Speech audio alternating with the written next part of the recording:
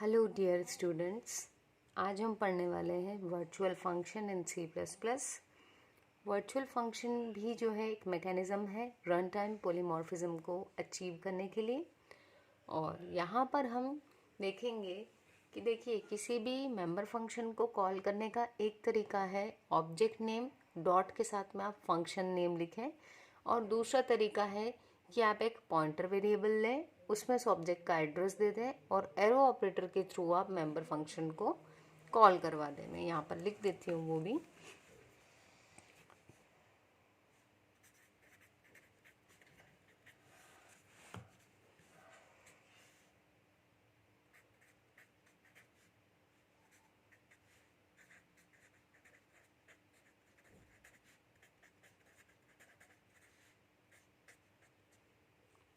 ठीक है, तो यहाँ पर यदि हम बात करें तो ये एक तरीका है वर्चुअल फंक्शन जो यूज़ करते हैं हम जब हम डिराइव्ड क्लास के फंक्शन को कॉल कर रहे हैं यूजिंग बेस क्लास पॉइंटर। यहाँ आपको ये ध्यान देना है कि पॉइंटर हमने किस क्लास का बनाया है, बेस क्लास का, और हम फंक्शन कौन सा कॉल करवाना चाह रहे हैं, डिराइव्ड क्लास का फंक्शन।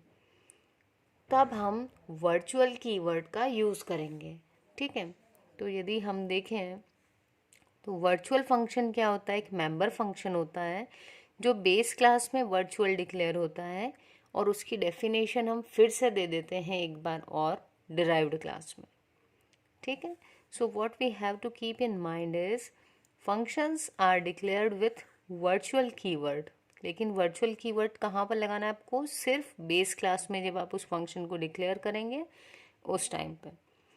दूसरा है कि फंक्शन कॉल ये रिजॉल्व कब होगा, कंपाइल टाइम पे नहीं बल्कि रन टाइम पर। यहाँ हमें दो तीन चीज़ें जो आगे काम में आएगी जब हम प्रोग्राम देखेंगे। तो पहली है कि किसी भी क्लास का यदि आप पॉइंटर डिक्लेयर कर रहे हैं तो उसका सिंटेक्स क्या होगा। तो सिंटेक्स होता है क्लास का नाम लिख दें आप, स्टार पॉइंटर लगाएं, स्टार लगाएं जो कि ये मेंशन करेगा कि हम पॉइंटर वेरिएबल बना रहे हैं, और फिर आप क्या करें उस वेरिएबल का नाम लिख दें। सेकेंड थिंग, वर्चुअल फंक्शन को डिक्लेयर करना है कैसे। देखिए यहाँ तक जो हम करते हैं ये हम जनरली हर बार करते थे, रिटर्न टाइप, फंक्शन नेम और पैरामीटर्स। इस बार जो है हम इसकी सिग्नेचर के आगे क्या लगा देंगे, वर्चुअल कीवर्ड। एक चीज़ जो और ध्यान में रखते हैं, जब हम पॉइंटर के थ्रू फंक्शन कॉल करते हैं तब हम एरो ऑपरेटर यूज़ करते हैं, जब हम ऑब्जेक्ट के थ्रू कॉल करते हैं तो हम डॉट ऑपरेटर यूज़ करते हैं। ठीक है, so what we have to keep in mind one more thing is base class का जो पॉइंटर होगा वो डिराइव्ड क्लास के ऑब्जेक्ट के एड्रेस को होल्ड कर सकता है। मैं यहाँ पर लिख देती हूँ।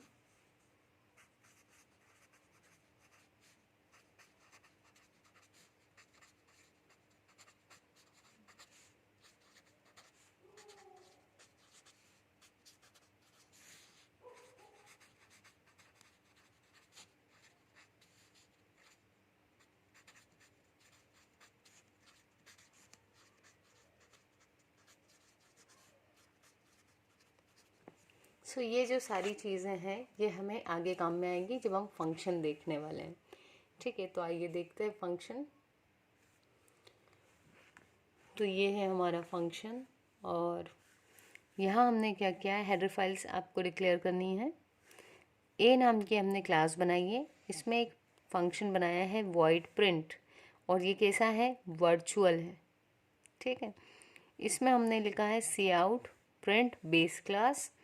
फंक्शन यहाँ क्लोज हो गया और यहाँ आपकी क्लास क्लोज हो गई। अब इस क्लास को पब्लिक मोड में हमने बी क्लास में डिराइव किया है। यहाँ पर भी देखिए सेम सिग्नेचर दिख रहे होंगे आपको, वॉइड प्रिंट वॉइड प्रिंट। यहाँ हमने डेफिनेशन दूसरी दे दी है। ठीक है, क्लोज हो गई क्लास, मेन में आए। अब देखिए पॉइंटर किसका बनाया हमने, बेस क्लास का। ए बेस क्लास थी बी की, ए का पॉइंटर वेरिएबल बनाया, और इसमें ये जो था ये ऑब्जेक्ट किसका था, डिराइव्ड क्लास का। तो डिराइव्ड का जो ऑब्जेक्ट है उसका एड्रेस हमने किस में दे दिया, बेस के पॉइंटर में। अब जब हम इस फंक्शन को कॉल करेंगे प्रिंट वाले को तो क्या होगा, देखिए जनरली क्या होता है कि जब हम मेन लिखा हुआ है, एग्जीक्यूशन यहाँ से शुरू हो रहा है। कंपाइल क्या करता है कंपाइलर, वो देखता है कि यहाँ पर हमने एक पॉइंटर डिक्लेयर किया है जो ए क्लास का है। फिर वो देखता है ऑब्जेक्ट डिक्लेयर किया है। कंपाइल टाइम पे ऑब्जेक्ट क्रिएट नहीं होता है ना। फिर क्या हुआ, उसने देखा कि पॉइंटर कौन सी क्लास का है, बी का ही है। अभी उसके पास क्योंकि ये क्रिएट नहीं हुआ तो एड्रेस भी नहीं आया कंपाइल टाइम पे।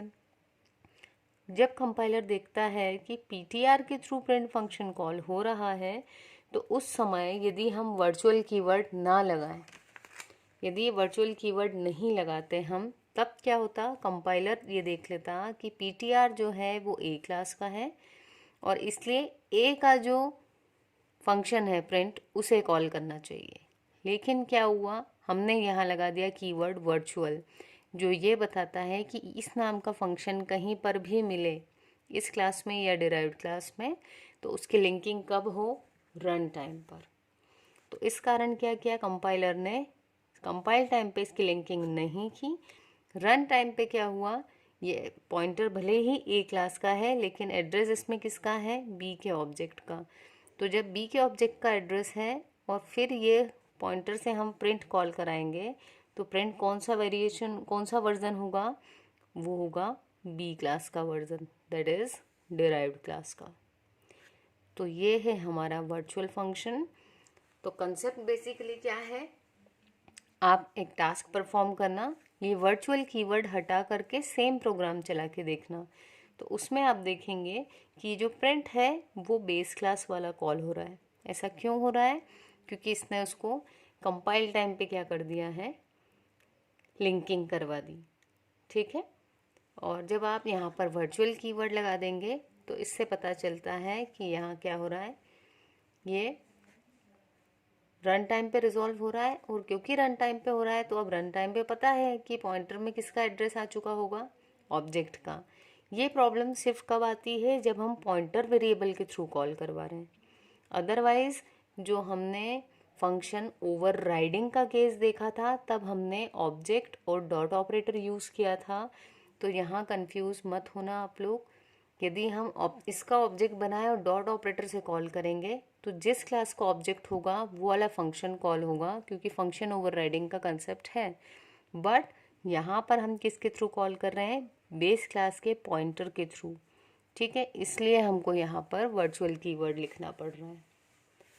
तो आई थिंक आपको प्रोग्राम समझ में आया होगा, आपको कंसेप्ट समझ में आया होगा। ठीक है।